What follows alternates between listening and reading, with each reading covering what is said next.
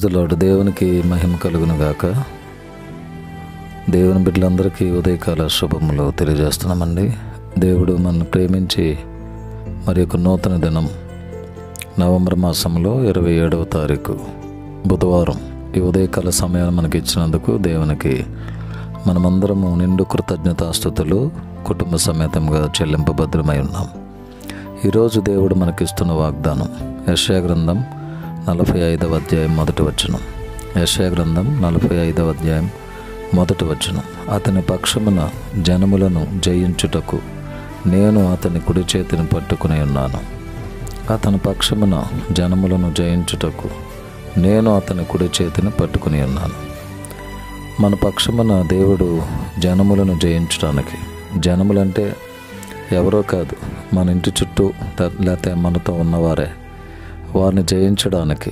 Example, అత్తాకోడలు ఉన్నారు, వారి మధ్య చిన్న చిన్న విభేదాలు, మరి వారిని జయించడానికి అంటే ప్రేమతో జయించడం, అంటే శత్రుత్వం కాదు, ప్రేమతో వారిని జయించడానికి, వారిని ప్రేమతో జయించడానికి మన కుడి చేతిని దేవుడు పట్టుకుని ఉన్నాడు.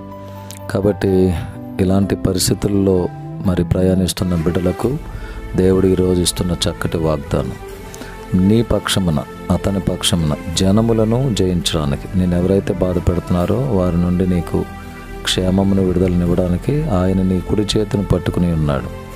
ధైర్యంగా ఉండి విశ్వాస యాత్రలో ముందుకు సాగుదాం. అట్టి కృప దేవుడు మనందరికి అనుగ్రహించునుగాక. ఆమేన్. మా ప్రేమగల తండ్రి, పరిశుద్ధుడైన ప్రభువా, వందనాలు. ఈ నూతన దినాన్ని బట్టి మీ స్తోత్రములు. ఈ దినమంతయు మేము చేసే ప్రతి పనిలో, ప్రయాణంలో తోడుగా ఉండండి. మీ చేయి మాకు తోడుగా ఉంచండి నాయన. మరి ఎవరికి ఏ ప్రమాదాలు జరగకుండా కాపాడండి. శుభములు, దీవెనలు అందరికి ప్రకటిస్తున్నాము. తోడుగా ఉండి సహాయం చేయండి. మీ సన్నిధి మాకు తోడుగా ఉంచండి.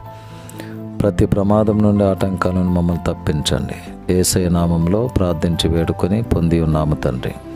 ఆమేన్. తండ్రి, కుమారుడు, పరిశుద్ధాత్మ త్రియేక దేవుని దీవెనలు సదాకాలం మనందరికీ తోడై ఉండునుగాక. Amen. May God bless you all. May God bless our India.